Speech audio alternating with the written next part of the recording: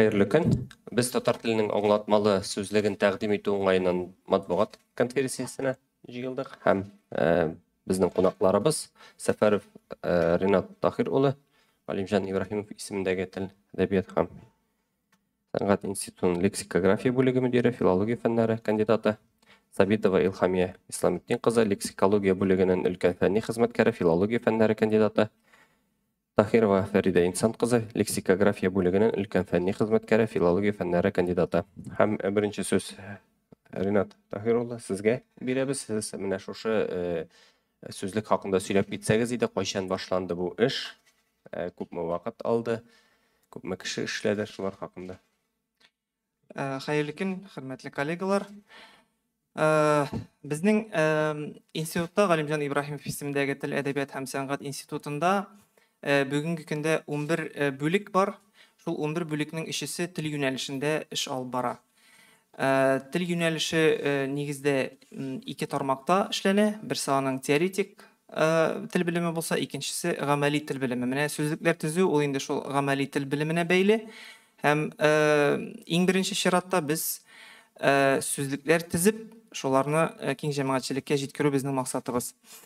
Булай баштан ук тарихи яктан караганда 39 елда безнең 1939 елда институтыбыз оештырыла. Оештырылуның беренче көннәреннән үк анда тел секторы барлыкка китерелә, барлык оештырыла һәм тел секторының махсус сүзлекләр төзү бүлеге була. Шуңа күрә сүзлекләргә игътибар баштан ук шактый игътибар җитәрлек була дип әйтим инде. Менә тарихтан караганда безнең иң баштан зур хезмәтләрдән 40-50 елларда чыккан 4 томлык русча татарча сүзлек була. Шуннан соң 66 елда тулы типтагы татарча русча сүзлек, шуннан соң 70 елларның ахырында 80 еллар башында 3 томлык татар теленең аңлатмалы сүзлеге әзерләнә. Ләкин сүзлекләрнең бер шундый үзенчәлеге бар. Сүзлекләр һәр вакыт чыгу белән искерә башлыйлар. Моны без кат-кат сөйлибез, кат-кат әйтәбез. Сүзлекләр һәр вакыт кичәге көнне чагылдыра һәм берникадәр вакыт үткәннән соң сүзлекләр нинди генә сүзлек булса да ул үзенең актуальлеген югалта башлый һәм 30-40 елдан әйтик, ул инде ниндидер үз тарихын чагылдырган бер документ, тарихи документка гына әйләнеп бетә. Шуңа күрә сүзлекләрне яңадан эшләп, яңа сүзлекләр төзү һәр вакыт менә шундый ихтыяҗ һәм зарурият бар. Безнең бүлегебез соңгы елларда менә шундый яңа сүзлекләр төзү белән шөгыльләнә һәм 21 гасырны алып карасак, безнең шактый зур сан килеп чыга. Әгәр дә кеше санында бигрәк тә исәпләсәк, 21 гасырда гына 2000 елдан алып институтта 50дән артык сүзлек төзелгән. Бу сүзлекләр арасында бик теге күләме ягыннан зур булмаган 100-150 битләр дә бар. Шулар арасында менә безнең аңлатмалы сүзлек кебек гаять зур күләмле бары тик коллектив белән генә эшли ала торган 6 томлык аңлатмалы сүзлек тә бар. 2007 елда шундый зур сүзлекләр арасыннан 2007 елда 2 томлык татарча-русча сүзлек дөнья күрде. 2018 елда 2 томлык русча-татарча сүзлек дөнья күрде. Һәм менә былтыр 2021 елда безнең зур проектыбыз бүлекнең күптән үзәгендә торган 6 томлык сүзлегебез дә дөнья күрде. Бу сүзлек хәтерем ялгышмаса 2000 еллар башында планлаштырылган була. Һәм бәлки булай озакка сузылмаганда булыр иде, чөнки башлаган вакытта коллектив шактый зур иде. Хәзерге кебек 5-6 кеше генә түгел иде. Шуңа күрә бүгенгә кадәр бәлки безнең ул чыгып та биткән булыр иде, ләкин менә шулай туры килде инде. Безнең 20 елга якын бу сүзлек эшләнде. Һәм беренче тома аның 2015 елда нәшр ителгән иде. 2015 елдан башлап һәр ел сайын берәр том басылды һәм менә 2021 елда без ниһаять соңгы томыбызны кулыбызга алдык. Монда айрым бер әйбергә дә басым ясарак кирәктер. Айруча 2014 елдан башлап безнең менә басым ясап әйткәндә, үзебезнең лексикография бүлегендә шактый гына сүзлекләр басылды. Менә үзебезнең бүлектә генә 14нче елдан башлап 20дән артык сүзлек басылды. Моның сәбәпчесе дип без беренче чиратта Татарстан Республикасында дәүләт телләрен һәм Татарстан Республикасындагы башка телләрне саклау һәм үстерү программасын күрәбез. Чөнки нәкъ шушы программа кысаларында безнең ел сайын икешәр сүзлек бастыру каралган иде. Һәм менә шуның аркасында гына соңгы елда бастыру ягыннан безнең берникадәр проблемалар шишелде. Ләкин шул ук вакытта программада безнең тираж мәсьәләсе шактый аз каралган. Шуңа күрә аңлатмалы сүзлек чыкты дип без күп вакытта үзебезне тынычландырабыз, ләкин бу әйбер безнең продукция кулланучыга барып җитә алмады. Күп вакыт белгән кеше бәлки аны килеп ала алгандыр институттан, ә менә сатуга ул чыгу сатуга чыгарга ярамады дип без аны аңлыйбыз.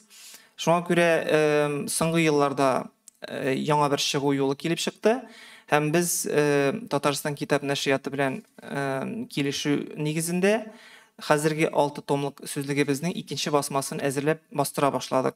Бу инде мөмкинлекләр ягыннан безгә киңрәк мөмкинлекләр ачты, чөнки беренчедән беренче томнарыбыздагы ниндидер кимчелекләрне төзәтү мөмкинлекләре ачылды. Икенчедән китап нәшриятында тагын бер мәртәбә редакцияләнеп чыкты. Өченчедән без аны тулыландырдык һәр томны. Ул икенче басма беренче басмадан аерыла күләме ягыннан, сүзләр күләме ягыннан дип әйтәм. Һәм өченчедән һәм иң мөһиме, мен Татарстан китап нәшриятында чыккан икенче басмабыз безнең сатуда бар. Һәм китапханәләр шелтәре аша ул районнарга һәм республикабызның башка китапханәләренә таратыла. Менә бу инде безнең соңгы максатыбыз да бәлки шул булгандыр, чөнки сүзлек ниндидер подвалда яту эшендә үзебез эшендә генә төзелми, ул милләттәшләр файдалансын өчен һәм эш коралы тел булган һәр һөнәр иясенә барып ирешергә тиеш дип саныйбыз. Гомумән саннарга килгәндә, тагын бер мәртәбә кабатлыйм инде, 6 томлык аңлатмалы сүзлегебез гомуми күләме ягыннан мондый тип сүзлекләрнең иң тулысы. Мин татар телендә башка моннан да тулырак сүзлек барлыгын әйтә алмыйм. Чагыштырсак, әйтик, шул 79нчы, 80нче елларда чыккан 3 томлык сүзлектә гомуми сүзлекнең гомуми күләме 36,000 сүз булган. Анардан соң 2005нче елда безнең 1 томлык аңлатмалы сүзлек бастырылган иде. Аның күләме 56,000 сүз. Һәм менә безнең бу 6 томлык сүзлеккә барлыгы 70,000 чамасы сүз теркәлгән, баш сүз турында сүз бара. Һәм 10,000ннән артык фразеологик берәмлек теркәлгән. Менә әйткәнемчә, бүгенге көндә аңлатмалы сүзлекләр арасында иң бай сүзлек менә бу соңгы 6 томлык сүзлек. Һәм тагын бер әйбергә басым ясап әйтәсем килә. Соңгы елларда без аңлыйбыз инде, аеруча яшьләр арасында кызыксыну бар икән. Булса да сүзлекләрне кайдандыр таба алмау аркасында сүзлек юк дип уйларга да мөмкин. Шуңа күрә кәгазь форматыннан тыш без бу сүзлекләрнең параллель рәвештә электрон вариантларында, электрон форматларында эшли барабыз һәм алар безнең Фәннәр академиясе сайтында бернинди түләүсез, бернинди теркәүсез йөкләп алып була аларның барысында. Һәм моннан тыш безнең сүзлекләрнең электрон фонды дигән махсус порталыбыз бар. Бу порталда аңлатмалы сүзлек кенә түгел, гомумән татар теленең теләсә кайсы актуаль сүзлеген шунда урнаштыра барабыз. Бүгенге көндә анда 58 сүзлек урнаштырылган. Шулар арасында иң беренчеләрдән булып, менә бу аңлатмалы сүзлектә үз урынын алып тора. Үзем генә килмәдем сезнең каршыгызга безнең бүлектә һәм аеруча менә бу аңлатмалы сүзлекне эшләүдә иң башыннан алып соңгы томына кадәр катнашкан хезмәткәрләр белән бергә килдек. Менә безнең бүлекнең әйдәп баручы хезмәткәре Фәридә Инсан Таһирова, сул ягымда Илһамия Исламдинова, Сабитова һәм шуннан моннан тыш безнең залда да коллегаларыбыз утыра, Эльвира Ирфатовна Сафина һәм Ольга Николаевна Галимова. Менә бүгенге көндә безнең бүлегебезнең составы шул дәрәҗәдә, шуның кадәр кеше. Коллегаларга сүз бирәм. Әйе, Илһам Исламовна, менә кемнәр сүзлекне ясау эшләү әзерләгәне хакында өлешчә әйтеп киттеләр. Сез әйтеп китсәгез иде, менә кемнәр аны әзерли, кем ул сүзлекче шул хакта. Һәм сез ничек туплыйсыз бу сүзләрне? Менә элек 50 булган, хәзер 70 яңа сүзләрне сез ничек бара бу процесс? Рәхмәт. Сүзлек төзүчеләр, алар бик сирәк белгечләр. Ник дисәгез, аларны бер югары уку йортында әзерләми. Махсус сүзлек төзергә өйрәтми. Шуңа күрә филология белеме алып чыккан кешедә сүзлекче була ала дигән гарантия юк. Сүзлекче бу эшкә бик җитди, бик җаваплы килергә тиеш. Чөнки сүзлектә ул сүзләрнең язылышының, кулланышының дәреслеген закон кебек билгели. Ул үзенә чын галимнәрчә таләпчәндә булырга тиеш. Аннан соң анардан тырышлык һәм сабырлыкта, җентеклелектә сорала. Әйдә ярар инде дип калдырып китергә ярамый. Һәр проблеманы төбенә төшергә кирәк, һәр проблеманы хәл итәргә кирәк. Без моның өчен мәсәлән бер сүзлек мәкаләсе эшләгәндә бер сүзне алабыз. Татар теленең бер сүзлекләреннән карап чыгабыз, бармы ул сүз, юкмы, кергәнме, кирмәгәнме, ничек кергән, ничек язылган, ничек аңлатылган. Аннан соң төрки телләргә мөрәҗәгать итәбез. Ул казахлардан ничегрәк икән, үзбәкләрдән ничегрәк, төркләр ничек караган бу сүзне. Язылышлары, менә алынмалар булганда, гарәп алынмаларында бигрәк инде безнең шундый проблемалар килеп туа. Рус сүзлекләренә дә карыйбыз, алар ничек аңлаткан, нинди мәгънәләре бар. Бездә кирмәгән безнең сүзлекләргә төшеп калган мәгънәләр бармы? Һәрберсен шуннан ачыклаганнан соң гына бер сүзнең статьясы барлыкка килә. Сүзлек мәкаләсе дип атала инде ул.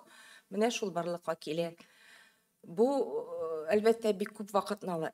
Кай вакытта алай гына хәл итеп тора алмасак, без бергә утырып, сөйләшеп, уртак фикергә килеп, хәл иткәннән соң гына сүзлекнең мәкаләсе тулысынча була. Бу бик күп вакытны ала инде. Шуңа күрә безнең сүзлекләр бик озак төзелә дә. Аның чыгып биткәнен күрмичә китүче хезмәттәшләребез дә бар. Сүзлекнең проект башында безнең Фуат абый Ганиев торды. Ул да бүген мәрхүм.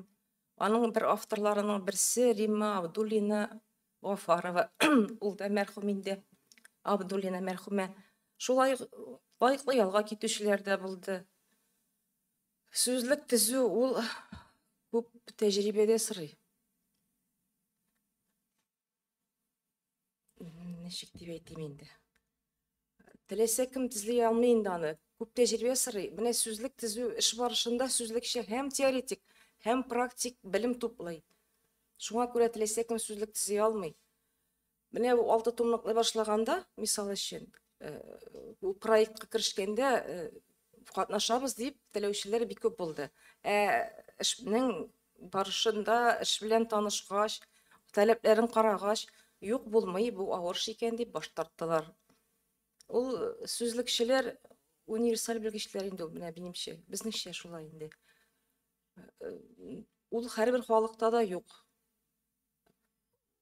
Сүзлекче ул халыкларның аңлатмалы сүзлекләрдә юк. Бу бигрәк тә аз санлы халыкларга карата әйтергә була. Аллага шөкер, менә бүгенге көндә бездә сүзлекчеләр бар әле. Күп булмасак та бар әле. Татар теленең сүзлекләре бар. Алар күп төрле. Алар белән файдаланырга кирәк. Безнеңчә сүзлекләр белән кызыксыну җитеп бетми кебек.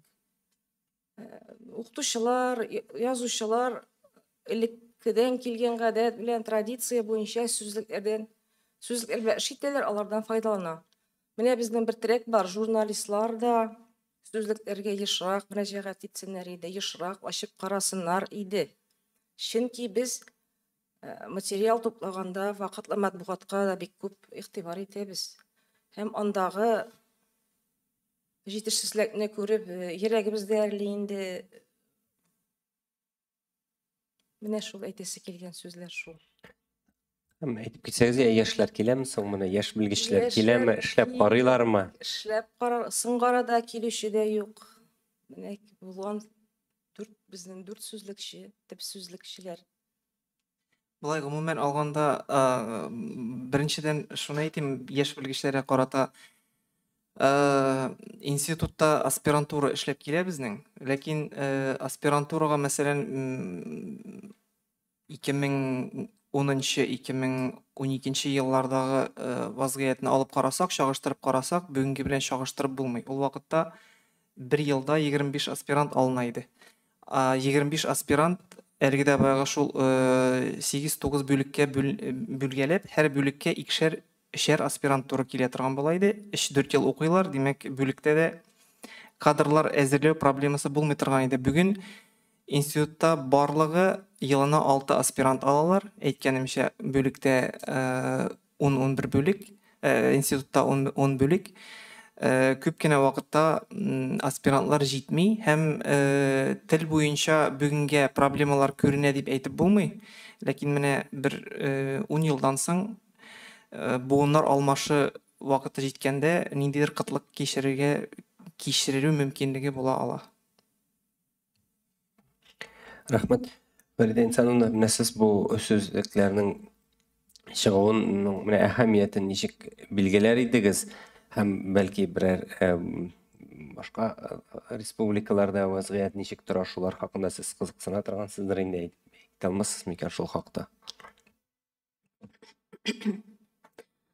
Аңлатмалы сүзлек ул милләтнең иң зур китабы һәм иң әһәмиятле китабы.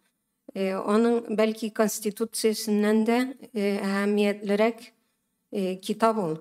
Чөнки халыкның барлык тарафларын, халыкны һәр яклап чагылдырган бердән-бер китап сүзлек ул. Һәм сүзлекләрнең иң әһәмиятлесе шул аңлатмалы сүзлек. Ни өчен?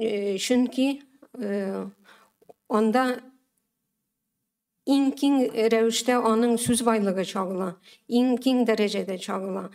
Гадәттә аңлатмалы сүзлек үзенең чорын чагылдыра. Ул алдагы сүзлекләрдән күпмедер шактый күп вакыт үткәч, 40-50 ел гадәттә үтә, телдә үзгәрешләр, җәмгыятьтә үзгәрешләр, техникада, фәндә һәм башка тармаклардагы үзгәрешләр ниндидер бер критик массага җиткәннән соң аларны чагылдыру сүзлектә халыкның төп сүзлегендә чагылдыру ихтыяҗы туа һәм шунда аңлатмалы сүзлекнең яңа этабы, яңа сүзлек төзелә. Татар тел белемендә дә ул шулай килә һәм башка халыкларда да шулай килә. Безнең аңлатмалы сүзлекләрне карасак, башка халыкларныкы белән чагыштырып карасак, 3 томлык аңлатмалы сүзлек мәсәлән әйтеп үтелде. Ул да дәрәҗәсе, эшләнеше буенча төрки халыклар арасында иң беренче урында тора дип әйтә алыр идек. Башка халыкларның кайберләрендә гомумән аңлатмалы сүзлекләрен әле генә төзи башлаучы халыклар бар, мәсәлән. Менә удмуртларныкы, чуашларныкы басылып чыктымы әле, менә әле соңгы елларда гына эшли башладылар. Мондый җитди проектлар чынлап та ул узак эшләнә, ул һәм ул техник мөмкинлекләр белән генә дә бәйле түгел. Мәсәлән, рус теленең аңлатмалы сүзлеге, соңгы эшләнгән аңлатмалы сүзлеге 30 томлык булырга тиеш иде. Ул әлегә кадәр 2000 еллар башында чыга башлаган иде, әлегә кадәр ул басылып бетмәде дип беләм. Һәм андый тип сүзлекләр, мәсәлән, бер томлык рус теленең соңгы аңлатмалы сүзлеге Кузнецов редакциясендәге иң тулы бүгенге көндә бер томлык сүзлек 130 000 сүзне үз içine алган. 3 фәнни үзәк катнашында рус Санкт-Петербург лингвистик тикшеренүләр институты хезмәткәрләре, Дәүләт университеты һәм Герцен исемендәге педагогика университеты катнашында менә зур коллектив тарафыннан эшләнә. Ул менә бер томлык.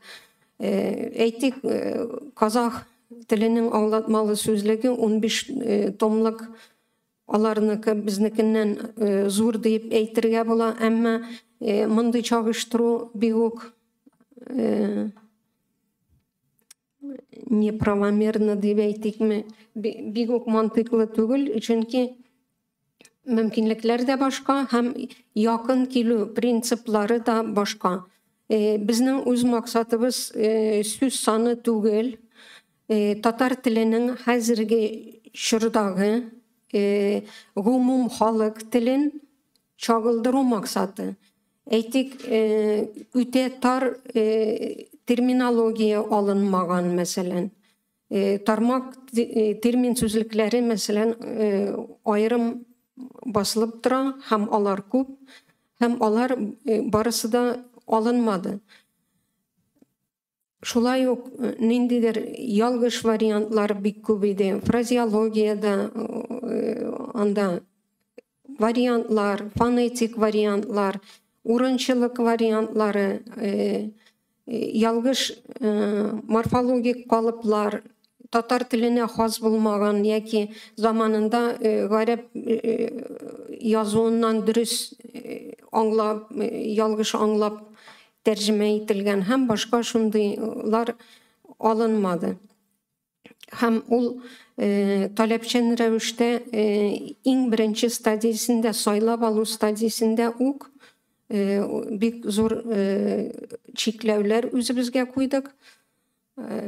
Эшләнгәннән соң да ул кабат-кабат редакцияләнә, төзәтелә, үзегез беләсез.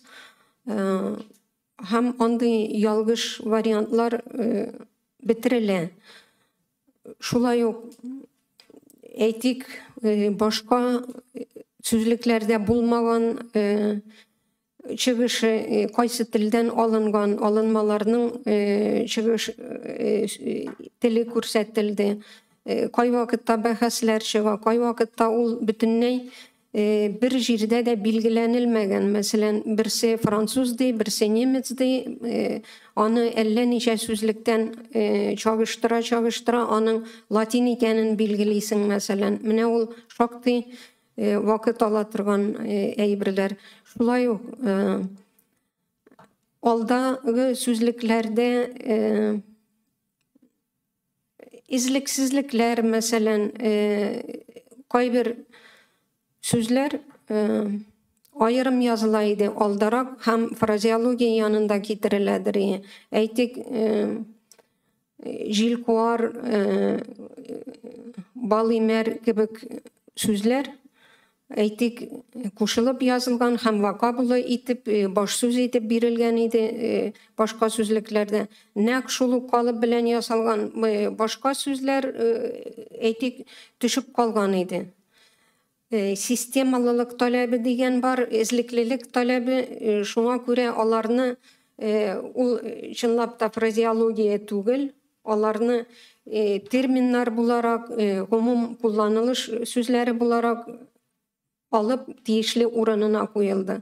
Гомумән сүзлек принцибы, мәсәлән, Бирков әйтә, минимум иң аз чаралар белән иң кечкенә җыйнак урында, ягъни татарча әйтсәк, аз сүз белән мөмкин кадәр күп информация бирергә һәм без ущерба для пользователя ди. Ягъни кулланучыга иң кулай юл белән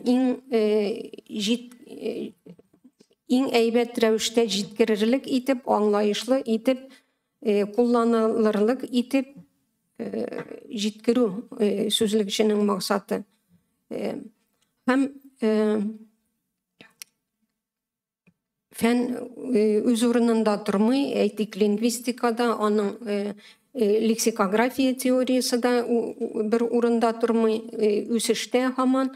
Без башка телләрнең лексикографиясын ни хәлдә, алар ничек эшлиләр, теоретик яктан конференцияларда да катнашкан бар, сөйләшкән дә бар, булай сүзлекләрен карап күзәтеп барабыз.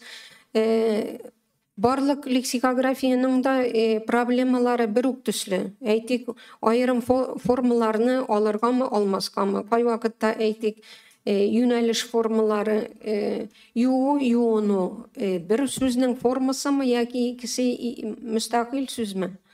Бизәү, бизәнү. Кайберләрендә аны айыру мөмкин. Кай вакытта аларның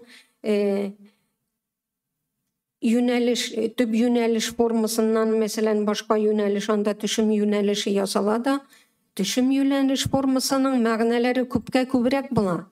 Ягъни ул мөстәкыйль сүзгә әверелгән була. Ул форма гына түгел, шуңа күрә аны берничек тә төшереп калдырырга ярамый.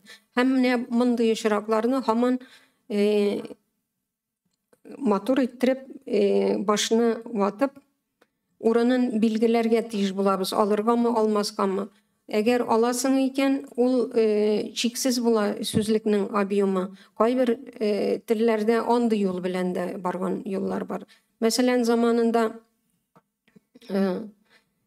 безнең сүзлекләрдән зуррак күләмле, мәсәлән, 200 мең сүз кергән даль сүзлегенә.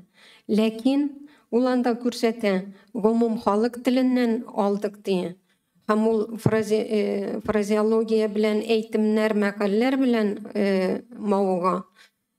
Без әйтем һәм мәкалләр айрым тармак дип карыйбыз. Фразеология кертелде. Алай да аның барысы да бәлки кертелмәгәндер, иң кулланылышлылары кертелде. Әйтем, мәкалләр алынмады. Шулай ук әйтик, даль Çirkəv Slavyan tilindən сүзлек рәвешендә хәтта күп иттереп ала.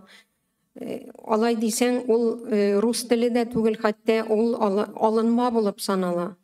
Шуңа күрә аның күләме шактый зур. Ул төп түгел, халык телен чагылдырсын дисәк, баланс дигән әйбер бар. Бу сүзлекчеләрнең үзләренең таләпләре инде, ул булай кулланучыга ул бәлки күренмидер, ләкин журналистлар кай вакытта сорыйлар, менә артык, мәсәлән, рус сүзләре аласыз, яки артык анда тармак сүзләрен аласыз. Без кулланылышта ничек чагыла, аның кулланылу саны күпкә китсә, ул аның гомуми характерын билгели күрсәтә. Шуңа күрә аны алуның кирәклеге күренә. Булай нигезсез генә түгел. Яки татар сүзе һәм алынма сүзнең функциялары төрлечә була. Шул ук һаман сүз, сез үз йортыгыз белән яшисезме, домдамы? Менә бу сөйләмдәге генә әйтик, дом сүзен без сүзлеккә теркәмәдек, ләкин мәгънәсен күрсәтү өчен дом дигәч, сез аны шәһәрдә күп катлы бина икәнен аңлыйсыз. Менә сөйләмдә дә хәтта аерыла. Сүзлектә әлбәттә мондый сүзләр теркәлмәде. Шуның типта булырга мөмкин дип әйтү, мәгънәләре төрле, стилистик функциялары төрле. Рахмет. Сорауларга көчик. Нинди сорауларыгыз бар? Әйе. Сәмсез Шулпан Касымова Тыйынова. Менә тел ничек үзгәрә? Аның артына менә хәзерге сүзләр кирдеме, мәсәлән, коронавирус, ковид дигән сүзләр. Sizning soravıгызга жауап берип карыйм. Бая да әйттем инде мин аны күпмедер дәрәҗәдә сүзлекләр ни кызганыч алар кичәге көнне теркиләр. Менә сүзлек чыгып беттеме? Менә иртәгә буласы, иртәгә туасы сүзне без инде аңа терки алмыйбыз. Россия Фәннәр Академиясенең тел белгечләренә караганда, алар әйтәләр, рус телендә көненә 2 сүз туа дип әйтәләр. Бәлки татар телендә алай ук түгелдер, ярар татар телендә бер сүз туа дип әйтик. Елына 365 яңа сүз туа икән, яки яңа сүз түгел сүзнең бер мәгънәсе туа икән, димәк ул инде чыккан сүзлеккә теркәлми дигән сүз. Шуның өчен сүзлекләрнең хәзер яңа форматын без уйлыйбыз, ничек эшләргә, ничек итеп менә бу яңа сүзләрне көндә чыга торган яки анда елына, сезонына чыга торган яңа сүзләрне һәм алар активлашкан яңа сүзләрен теркәр өчен нәрсә эшләргә була, без нәрсә эшли алабыз? Кәгазь сүзлекләр бу очракта безгә чыгу юлын күрсәтә алмый. Менә әйткәнемчә алар чыктымы туктый. Менә бу яктан күпмедер дәрәҗәдә Википедия тибындагы электрон сүзлекләргә сүзлекләр төзү башлау ниндидер чыгу юлы кебек тоела безгә. Әйтик, Фәннәр Академиясе модераторлыгында яки контролендә яңа сүзләр чыга бара, аларны исти барасың электрон сүзлеккә һәм бу очракта алар бик үк соңга калмыйча үз урыннарын алыр иде кебек тоела. Ләкин әлегә менә без бу эшне эшли башлауга барып җиткәнебез юк. Siz әйткән коронавирус сүзе конкрет әйтсәк, ул инде бик күптәннән медицина терминология сүзлекләрендә бар иде, ул теркәлгән иде, чөнки аның активлашуы гына соңгы елларда булды. Менә шул коронавирус белән бәйле яңа сүзләр чыннан да, мәсәлән, изоляцияләр, анда нәрсәләр, алар элгирде менә бу сүзлеккә теркәлеп элгирде. Бу да инде менә коллеганың сүзенә кушылам. Монда журналистларның роле бик зур, чөнки көне буена, атналар буе шул бер үк сүзләр кабатлана икән, алар милли телнең сүзенә әйләнә һәм алар сүзлектә урын алырга хаклы булалар. Аннан алда гына безнең үз мәшгульлек кебек сүзләре килеп чыккан иде. Менә алар төзү процессында без теркәп элгергән сүзләр, алар яңа сүзлектә урын алды. Рахмет. Tamam. Әйе. Сәмсез татар информ. Бу сүзлекләр сатуда бармы инде, сатырга планлаштырылаганмы? Бу турыда да берникадәр кагылып уздым мин. Сүзлекләрнең нәшр ителүе менә бик кызык. Аның институтта хезмәткәрләрне асрыйлар, тоталар, эшләтәләр. Аларның фәнни эшчәнлеге өчен. Нәрсә генә алар эшләсәләр дә, анда нәшр итү каралмаган. Ягъни кул язмасын әзерли, шуның белән шул кул язма өчен фәнни хезмәткәргә акча түләнә. Менә шулай система шулай каралган. Менә бу телләр программасы барлыкка килгәннән соң, телләр программасы кабул ителгәннән соң, менә шул кул язмаларны нәшр итү мөмкинлеге безгә ачылды. Ләкин анда сату каралмаган. Ягъни бөтенләй тыелган. Институт акча эшләү урыны түгел, һәм аның коммерцияле ниндидер операцияләр ясау хукукы юк. Шуңа күрә бу сүзлекләр әйткәнемчә чикле күләмдә нәшр ителде һәм мөмкин кадәр җитәкчелек колай күргән фәнни оешмаларга, ниндидер китапханәләргә таратылды. Яки күпмедер күләме бездә бар, мөрәҗәгать итүчеләр бөтенләй алып китә ала, бернинди түләүсез мөрәҗәгать итүчеләр. Менә киң җәмәгатьчелеккә җиткерү өчен менә бу икенче басмасына юл ачылды. Аның турында да әйтеп киттем. Икенче басмасы хәзер Татарстан китап нәшриятында чыгып, 3 тома инде чыкты. Калган 3 томын әзерләп ятабыз. Сатуда бар ул. Хәзергә 3 тома бар. Тиражы һәм бәясен әйтә аласызмы? Тиражын төгәл әйтә алмыйм, 2000 тирәсе, ләкин менә моның 1000 дип санасак, беренче басмасы 1000 булса, икенче тиражының басмасы 2000 булса, инде хәзерге заман өчен бик үк ямсыз түгел кебек. Мин аңлыйм, 3 том заманында 25000 тираж белән чыккан булган. Хәзер андый саннарны күз алдына китереп булмый. Мин үзем кибеттә күрдем, бер тома 1200 сум тора. Әйе, тамам. Мин үзем өстен вакытта интектем яшел тышлы Ганиев сүзлеген таба алмыйча. Мен ул шулай яхшы форматта бик әйбәт аның юқаракларында сүзләр әз, калыны юк. Менә бу 6 томлык галимнәр өчен белгечләр өчен бик кирәкле. Әйбер. Ә менә ата-аналар өчен, мәктәп укучылары өчен артыграктыр дип уйлыйм яны. Менә бер томлыкка сыйдырып булмыймы, аны яңадан чыгарып булмыймы киләчәктә? Siz әйтәсез. Менә бик безнең иң авырткан җиребезгә бастыгыз. Ул чынлап та кулланучы өчен иң кулай сүзлек.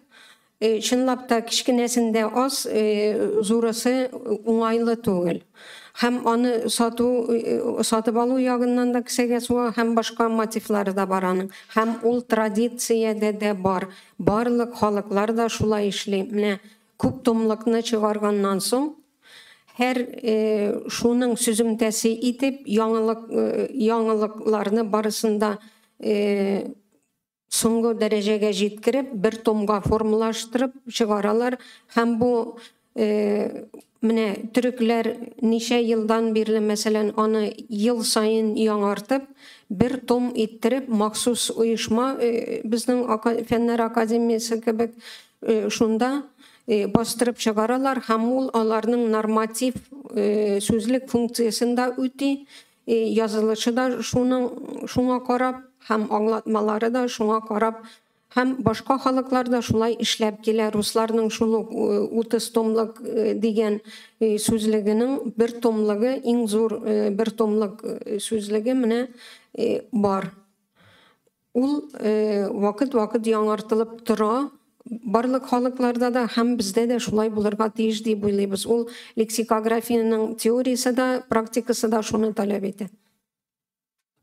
Шуңа кушып кына әйтәм, мин тагын бер мәртәбә кабатлау булса да, кулланучыга менә чыннан да 6 томны алу да, куллану да берникадәр бик уңайсыз булмауны күз уңдатты. Без менә бу электрон форматларын һәр вакыт сөйләп киләбез. Әгәр дә мөмкинлек бар икән, бөтенләй бушлай онлайн форматта алардан файдаланып була.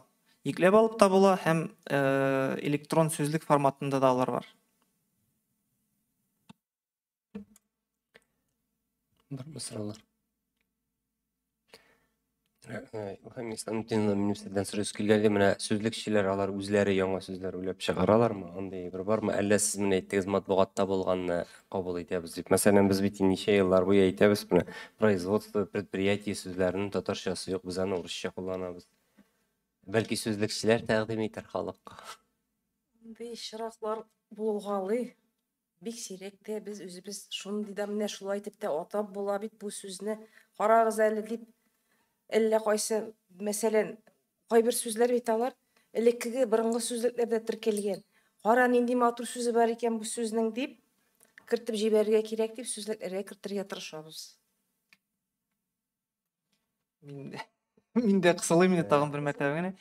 Мондый омтылыш, яңа сүзләр төзү омтылышы ул һәр халыкта бар, һәм журналистлар белән бер рәттән бу эштә иң беренче менә лексикографлар торадыр. Шуннан да татар теленә килгәндә иң зур талпыныш менә бу өлкәдә 20нче елларда булган дип исәплим. Менә анда яңа яшәү рәвешенә күчү һәм телне яңарту, искелектән арыну максаты белән бик күп яңа сүзләр уйлап табылган булган. Алар сүзлекләргә дә теркәлгән, ул вакытта газета, журналларда да бар. Ләкин ни кызганыч, менә ничектер телевидение яки радиома ниндидер бик массалы матбугат чарасында алар гел әйтелеп тормаса, аларны киң массаларга кертеп булмый. Менә мисал өчен сезгә колхоз сүзен китерәсем килә. Ничек кенә тырышсалар да, дистәләгән ел буе, әйтик 20нче, 30нчы елларда күмхүш дип язарга тырышканнар. Ләкин менә ул күмхүш кирип китә алмаган. Югыйсә татарча яңгырый да кебек инде, менә татарча авазлары да бар кебек. Ләкин гасыр ахырында инде ул күмхүшләр үзләре битеп барганда, без инде ул сүзнең нәрсә икәнен дә белмидек, чөнки колхоз сүзе генә бар иде, һәм колхоз сүзе инде яңадан яңа сүзләр ясарга тамыр булып, колхозчылар, колхозчылык кебек яңа сүзләр барлыкка килде. Ә менә теге ясалма сүзләр бик кирип китмәде. Аннан соң актив ике теллелек шартларында яңа сүз табу түгел, яңа сүзне кулланышка кертү искиткеч авыр ул. Яңа сүзләрне кертү өчен, мәсәлән, Казакстан практикасын мин сезгә тәкъдим итә алам. уку теле бер генә булганда, дәүләт теле әйтик, казак теле дәүләт теле булганда, яшь буынны тәрбияләгәндә ничек, нинди сүзләр белән укытасың, ничек тәрбияләйсең, шул тел формалаша. Әгәр дә бездә ике тел бар икән, ул безнең ике теллелек әле һәр вакыт татар өчен минуска бара, чөнки ул бер яклы ике теллелек дип атала. Татар халкы гына ике телне белә, рус халкы ике телне белми. Бу очракта без һәр вакыт югалтуда барабыз. Без русча булмасын дип яңа сүз тәкъдим итсәк, ул бик ясалма килеп чыга. Һәм ул менә кишәнеп, кертеп җибәреп булмый андый нәрсәләрне. Сораулар бармы?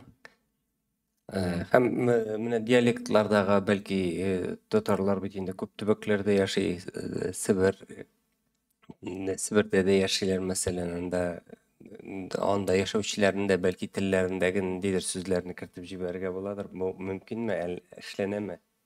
Бу мөмкин генә түгел, бу татар лексикографиясының башыннан ук булган әйбер бу.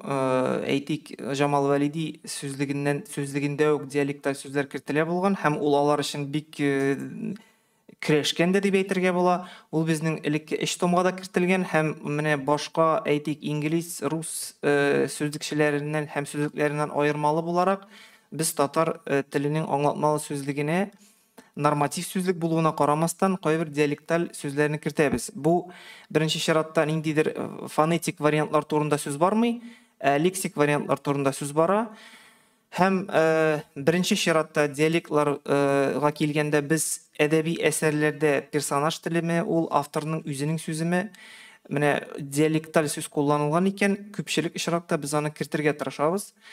Себергә килгәндә үзегезгә дә мәгълүм, Себер диалекты безнең пассив диалектлардан санала, ягъни Казан һәм Мишәр диалекты актив диалектлар булса һәм әдәби телнең нигезендә алар ятса, Себер татарларның пассив диалект санала һәм biz алар бездән дөресрәге әдәби телдән күбрәк фонетик яки яңгыраш ягыннан аерыла. Менә анда булган үсемлекләр, анда булган хайван атамалары һәм бездә булмаган мәсәлән күп кенә әйберләрне әдәби телне баетыр өчен без менә Себер татар теленнән Себер диалектыннан алабыз. Бу ничектер ниндидер бу моңа карата безнең төзүчеләргә шикләүләр куелмаган иде. Рәхмәт. Тагын бер әйбер сүз килгән иде. Менә без бер вакыт башкорт татар сүзлеге ясаган идек. Башкортта булган сүзләрне шул сүзлек дип түгел, инде баннерлар чыккан иде, шулар чыкканнан соң мәсәлән безгә мәсәлән бер сүзне әйтә алам. Инде мин алсак дигән сүзне язгач, безгә Ркаил Зайдулла әйткән иде, бу бит татар телендә булган онытылган сүзләр дип. Андый сүзләр бармы мәсәлән? Biz бит инде безгә кергән телгә кергән гади сүзе, мәсәлән, гарәп телендәге алар ябай дип әйтәләр. Бәлки безгә теге борынгы төрки сүзләрне кайтару мөмкинме? Сез ничек уйлыйсыз? Бик кызыклы сорау. Беренчедән, борынгы төрки сүзләр сүзлеге бар. Менә гомумән һәр бер телнең менә төрки телләрне генә алсак, һәр бер телдә ниндидер бер нигез телдән аерылыбрак, бераз үзгәребрәк, фонетик кыяфәте, яңгырашы бераз үзгәреп, мәгънәләре үзгәреп, параллель яки тараю, яки киңәю, яки икенче мәгънәгә күчү кебек процесслар кичереп, шул ук сүзләр яши мәсәлән. Бер яктан бик якын телләрнең сүзлеген төзү бераз лексикограф өчен сәеррәк яңгырый. Ул теге татарча сүзлек була кебек тоела. Икенче яктан иске онытылган сүзлекләре, онытылган сүзләр сүзлеге дигәндә агнонимнар сүзлеге мәсәлән онытылып, күпчелек халыкның күпчелегендә мәгънәсе билгеле булмаган, күпчелек халык аңламаган сүзләр сүзлеге мәсәлән төзү мөмкин булыр иде. Аларның борынгы кулъязмаларда мәсәлән Burungu dastanlarda, şuluk folklor eserlerinde, yaki dialektlerde, orta dialektta, mine edebi tilde saklanmagan sözler var. Alarını birge toplap çıkarırga mümkün bulur idi. Hatta onday burungu Türkiye sözler sözlüğü tüzülede başlagan idi, lakin ol tüzülüp bitmedi bulsa gerek. Onday ideya eybet ideya ansı. Bilgiçler az sanlı bulganga göre barısında başkarıp bitirip bulmayı özünüz anlaysız. Андан соң тагын бер әйбер бар. Безнең шактый гына лексик байлыгыбыз, сүзләребез диалектларда һаман да саклана. Менә аны теркәү, аны ничектер бәлки актив әйләнешкә кертеп җибәрү мөмкин дә түгелдер. Ләкин теркәп булса да калдыру бурычы тора һәм безнең институтта моны диалектологлар башкара. Сүзлек төзү бер мәртәбә менә зур татар теленең зур диалектологик сүзлек төзелгән иде. Ләкин менә ул сүзлек бер вакытта да ул юнәлештәге эш бер вакытта тукталырга тиеш түгел. Башкорт теленең ябай дигәнне генә сезнең нитәсем килә. Татар телендә дә ул сүз бар диалектларда. Шул ук Башкортстан татарларында да бар ул һәм ул татар әдәби телендә дә кулланырга хаклы, ләкин ул фарсы сүзе. Аңлашылды. Сораулар сезнең бармы? Киләчәктә сезнең бүлек нинди юнәлештә эшләячәк, шул хакта әйтеп китәгез инде. Киләчәктә дөресен әйткәндә планнар һәм тәкъдимнәр бик күп. Менә бу электрон форматларны бая әйткәнемчә ничектер заман белән бергә атлау мөмкинлеге булмасмы дигән уйларыбыз бар. Моннан тыш бүгенге көндә аңлатмалы сүзлектән дә бигрәк русча, татарча сүзлек бик актив урында тора һәм күп кенә ни кызганыч безнең журналистларга да, укытучыларга да һәм галимнәргә дә бүгенге көндә менә русча, татарча тәрҗемәле сүзлекләрнең кирәге күбрәк булып чыга. Бәлки тулы формада булмаса да ниндидер аерым терминнарны төзү тәрҗемәле сүзлекләргә игътибар күбрәк булыр дип күз алдында тотабыз бүгенгә. Рәхмәт. Һәм тагын менә бер сорау гына биргәннәр миңа, 70 мең сүз ул күпме, азмы? Башка. Мин, мәсәлән, без бу очракта телләрнең үзләренең беләсезме иерархиясе бар. Менә ул телләр иерархиясында караганда без баштан үзебезнең урынны билгеләргә тиеш булабыз һәм шул урында, шул дәрәҗәдә торган башка телләр белән чагыштыра алабыз. Әлбәттә, инглиз теле белән без чагыштырып караганда 70 мең күп түгел.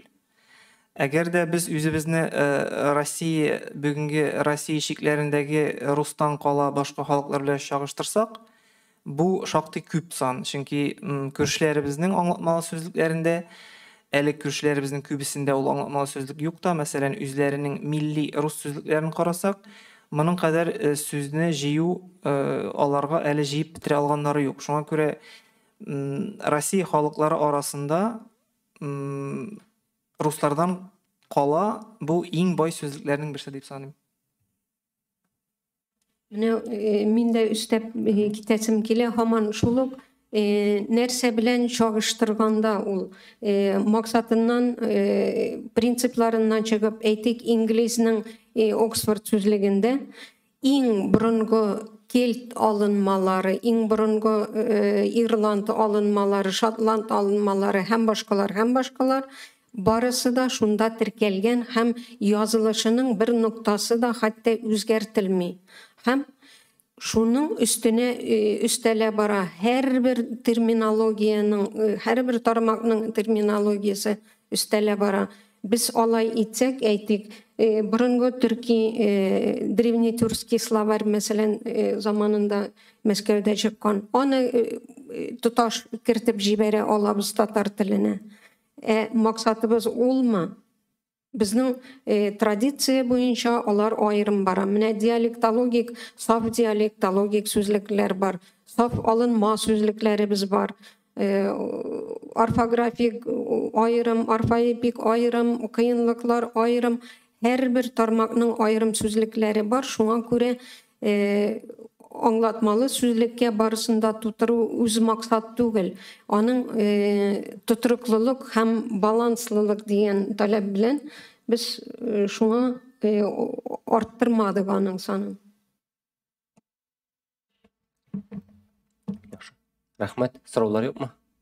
Сораулар булмаса, төгәллибез. Конференциясенә. Рәхмәт сезгә. Бик зур.